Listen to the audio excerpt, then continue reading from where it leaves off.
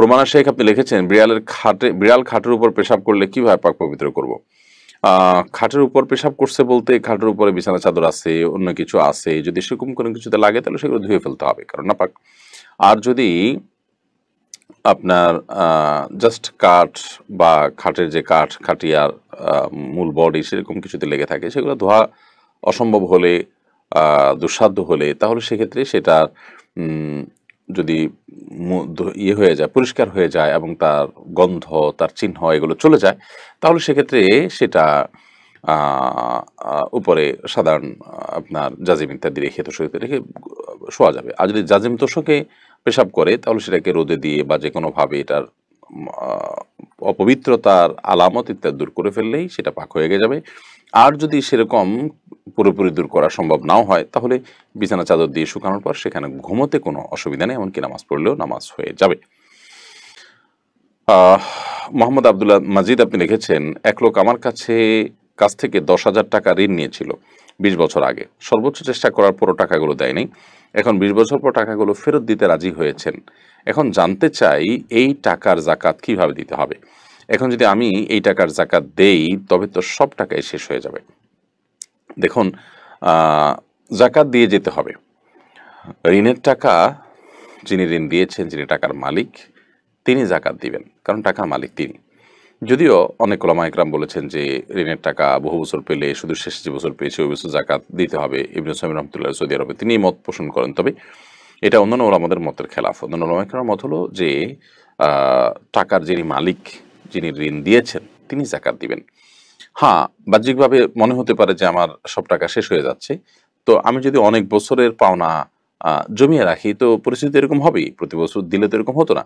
আর ইসলাম চায় যে আমরা প্রত্যেকটা মানুষ আমাদের যে টাকা আছে, আমাদের যে অর্থকড়ি আছে, সেগুলোকে আমরা রুলিংয়ে রাখি। একজন মানুষের কাছে 20 বছর ধরে ফেলে রেখেছি, নিশ্চয়ই আমি সেটা আদায়ের জন্য যথাযথ উদ্যোগ নেইনি, তাহলে সেটা 20 বছর ধরে পড়ে থাকার কথা নয়। আর যদি ওই ব্যক্তির কাকে আমি রহমই করতে চাই, অনুগ্রহই করতে চাই, তাহলে তো সে টাকার দাবি আমার রাখার কথা নয়, বরং সেটা দাবি ছেড়ে দেওয়ার কথা। তো খোলাসা কথা হলো যে জাকাত আমাকে দিয়ে যেতে হবে। সেটা যদি জমি অনেক টাকা বেশি হয়ে যায় তো মেনে নিতে হবে জাকাতকে। এটাকে জরিমানা বা অর্থদণ্ড এরকম কোনো কিছু হিসাবে ট্রিট করা যাবে না, বরং এটা আমার আখরাতের পুঁজি। আমি 20 বছর তাকে ছাড় দিতে পেরেছি, তো আল্লাহর জন্য 20 এই টাকা আমি দান করতে পারি না আল্লাহর কাছে বিনিময়ের আশায়। বিষয়টা দৃষ্টিভঙ্গির ব্যাপার। এমডি রাজ আহমেদ আপনি আমাদের ইউটিউব চ্যানেলে প্রশ্ন করেছেন, অভিশাপের ব্যাপারে ইসলাম কি বলে? অভিশাপ কি পুরো একটা বংশে লাগতে পারে কিনা? প্রথম কথা হলো যে অভিসম্পাত করা ভালো জিনিস নয়। নবী সাল্লাল্লাহু আলাইহি সাল্লাম তিনি লাআন তাআন ছিলেন না, হাদিসে পরিষ্কার বলা হয়েছে তিনি অভিসম্পাতকারী ছিলেন না। অভিসম্পাত করা এটা কোনো ভালো জিনিস না। আল্লাহ তাআলা অভিসম্পাত করা মানে কি? আল্লাহ তাআলার রহমত থেকে বঞ্চিত হওয়ার দোয়া করা, তার মানে বদদোয়া করা। তো এটা ভালো কোনো জিনিস না। যে কোনো মানুষকেই আল্লাহর রহমত থেকে বঞ্চিত হতে বলা এটা অনুচিত কাজ।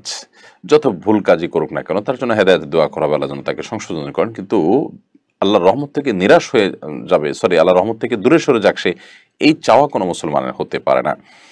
তো এটি একটা বিষয়। আর দ্বিতীয় কথা হলো যে অভিশাপ কি পুরো বংশে লাগতে পারে কিনা? দেখুন, অভিশাপ এটা বদদোয়া, অভিশাপ এটা কোনো ব্যক্তির যদি এটার হকদার হয়ে থাকে, উপযুক্ত হয়ে থাকে, তাহলে সে ব্যক্তি জালেমের বদদোয়া, জালেমের মনের কষ্টের কারণে, মাজলুমের বদদোয়া, মাজলুমের মনের কষ্টের কারণে জালেমের ক্ষতি হতে পারে। কিন্তু এর মানে এই না যে পুরো বংশের উপরে সেটি লেগে যাবে। আমাদের সেটি বহুল প্রচলিত আছে যে পুরো বংশ শেষ হয়ে গেছে অভিশাপে।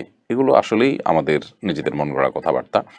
আল্লাহ সুবহানাহু ওয়া তাআলা কোরআনে কারিমে পরিষ্কারভাবে বলেছেন, আল্লাহ তাজিরু ওয়াজরাতুন বিজরা উখরা, একজনে অন্যজনের পাপের বোঝা বহন করবে না। বিধায় কেউ যদি অন্যায় করে থাকে তার পাপের বোঝা পুরো বংশ বহন করবে, এরকম অনাচার বা এরকম অন্যায্য কথা ইসলাম বলেনি। যার কারণে কেউ যদি কোন কারণে অভিশপ্ত হয়ও তার পুরো বংশ ধ্বংস হয়ে যাওয়ার ব্যাপারটা কিন্তু সেরকম না। ইবলিসের যে ব্যাপারটা হোক, যে ইবলিস আল্লাহ তাআলার কাছে অভিশপ্ত, এবং অভিশপ্ত তার পুরো জাতি, তার সমস্ত বংশধর, সে বিষয়টা এই জন্য যে তারাও ইবলিস, তারা ইবলিসি থেকে কেউ সরে আসেনি, মানে আসার মতো বিষয়ও নাই সেখানে। এখন একজন মানুষ তিনি কোনো অন্যায় করেছেন, অভিশপ্ত হয়েছেন, তার পরিবারে কেউ ভালো কাজ করেছেন, ইমানদার হয়েছেন, তো সেক্ষেত্রে তিনি অভিশপ্ত হতে যাবেন কেন? এই জন্য পুরো বংশগত অভিশাপ লেগে যায়, এটা জেনারেলি সঠিক কোনো বিষয় নয়। রোমানা তানহা আপনি লিখেছেন, আমার 6 বছরের একটা মেয়ে প্রায় 1 মাস অসুস্থ থাকার পর মারা গেছে।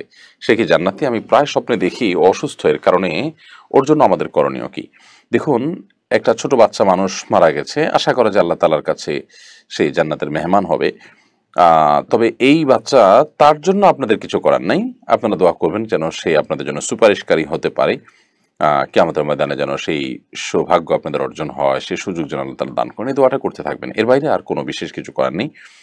আর ১ মাস পর অসুস্থ ছিল, তারপরে মারা গেছে। স্বাভাবিক যে আপনারা তাকে স্বপ্নে দেখবেন, এবং অসুস্থতার সেই দৃশ্যগুলো যেহেতু বারবার আপনাদের উম স্মৃতিতে ভেসে ওঠার কথা সাধারণ অবস্থাতেও, অতএব ঘুমের মধ্যে এটা দেখা অস্বাভাবিক কিছু নয়। অতএব এটাকে ভিন্ন কোনো ব্যাখ্যা বা এর মানে সূক্ষ্ম ইঙ্গিতমূলক কোনো কিছু বলে আমি মনে করছি না। মোহাম্মদ জাহিদ আপনি লিখেছেন, আমি একজন নাবিক, বেশি সময় মুসাফির থাকতে হয়।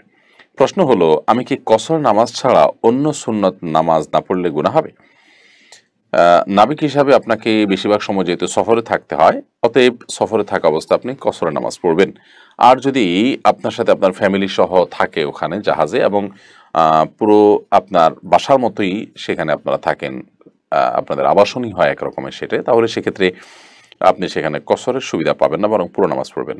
নরমালি ওরকম হয় কম। যদি একাকী আপনি থাকেন সফরে, এবং আপনার বাসা, বাড়ি, ফ্যামিলি দূরে থাকে, জাস্ট আপনি এখানে কাজের জন্য আছেন, তাহলে সেক্ষেত্রে আপনি কসর পড়বেন। এবং যত লম্বা সময় ধরেই জার্নি হোক না কেন, আপনি মুসাফির হিসাবে গণ্য হবেন, যেহেতু এটা জার্নিতে আছেন, আপনি সফরেই আছেন। আলাউদ্দিন আপনি লিখেছেন, ভারতের বাবরি মসজিদের স্থানে রাম মন্দির উদ্বোধন হলো, এ নিয়ে দৃশ্যমান কোনো প্রতিবাদ দেখা গেল না। শুনতে অবাক লাগলেও রাম মন্দিরের প্রাসাদ হিসাবে চাল গিয়েছে বাংলাদেশ থেকেও।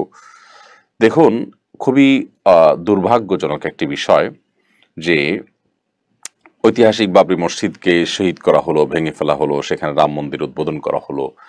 গোটা পৃথিবী যেন নীরব হয়ে আছে, নিস্তব্ধ হয়ে আছে। আয়া সোফিয়ার যে ব্যাপারটা, সেটা অনেক আগে থেকে মীমাংসিত, এবং সেটা ঐতিহাসিক একটা বাস্তবতা রয়েছে, অত্যন্ত স্পষ্ট এবং প্রমাণিত। রাম মন্দিরের বিষয়টা সেরকম না। রাম মন্দিরের বিষয়টা একেবারেই কাল্পনিক, একেবারেই আপনার অপ্রমাণিত একটি বিষয়। জাস্ট ধর্মীয় একটি বিশ্বাস থেকে তারা মুসলমানদের এই মসজিদকে ভেঙে ফেলেছে। গোটা পৃথিবী চুপ হয়ে গেছে। কিয়ামত নিকটবর্তী হওয়ার আলামতগুলোর অন্যতম একটি হলো, পৃথিবীতে অনাচার, জুলুম এবং স্বেচ্ছাচারিতা এমনভাবে প্রতিষ্ঠিত হয়ে যাবে যে সেটাই মহাসত্য হয়ে যাবে, সবাই মেনে নেবে, গাওয়া সওয়া হয়ে যাবে। আজকে যেন সেরকম একটা চিত্রই আমরা দেখতে পাচ্ছি। তো যাই হোক, সেখানে রাম মন্দির হচ্ছে, বাংলাদেশ থেকে প্রতিবাদ তো দূরের কথা, উল্টা বরং প্রসাদ গিয়েছে, সেটার উদ্বোধনের জন্য চাল গেছে প্রসাদ হিসাবে, আমরা দেখেছি গণমাধ্যমে। আমি মনে করি যে এই ঘটনা আমাদের উপমহাদেশে সাম্প্রদায়িক সম্প্রীতি বিনষ্টের ক্ষেত্রে ভূমিকা রাখবে, এবং সাম্প্রদায়িক সম্প্রীতি নষ্ট করবে। এ ধরনের দৃষ্টান্ত কোনোভাবেই গ্রহণযোগ্য নয়, এবং এ ধরনের দৃষ্টান্ত যেন পরবর্তীতে আর স্থাপন না হয়। এমনকি যেটি হয়েছে সেটি এখনও সুযোগ আছে সংশোধন করার, এখনও সুযোগ আছে সেটির ব্যাপারে মানুষের বোধোদয় হওয়ার। অন্তত বিবেকবান মানুষরা তাদের জায়গা থেকে প্রতিবাদ, এই ঘৃণ্য কাজের প্রতিবাদ তাদের জানাতে থাকা উচিত, অন্যায় কাজের প্রতিবাদ জানাতে থাকা উচিত। আল্লাহ তাআলা আমাদেরকে হেফাজত করুক সকল ষড়যন্ত্র থেকে। আয়েশা সিদ্দিকা লিখেছেন, আমি একজন প্রকৃত দিনদার মানুষকে বিয়ে করতে চাই, কিন্তু কোনো দিনদার ছেলের পক্ষ থেকে আমার বিয়ের প্রপোজাল আসে না। এটি নিয়ে খুবই দুশ্চিন্তায় আছি। আমার জন্য দোয়া করবেন, আল্লাহ যেন আমাকে একজন দিনদার জীবন সঙ্গীর সাথে বিয়ের ব্যবস্থা করে দেন। আল্লাহ তাআলা আপনার জন্য সেই ব্যবস্থা করুন, আমরা মনে প্রাণে দোয়া করি। এবং সেই সাথে দিনদার পাত্র পাত্রীর যে সমস্ত গ্রহণযোগ্য এবং নির্ভরযোগ্য ওয়েবসাইট আছে, বিভিন্ন রকমের উদ্যোগ আছে, সেগুলোর সাথে আপনি ইনভলভ হতে পারেন, যোগাযোগ করতে পারেন। আশা করা যায় আল্লাহ তাআলা আপনার সমস্যার সমাধান করবেন। এরপর শফিক মাহমুদ আপনি লিখেছেন, স্বামী স্ত্রী একসাথে ফরজ নামাজ পড়ার বিধান কি? তারা আর আর পড়া গেলে একামত দেয়া লাগবে কিনা একটু বলবেন।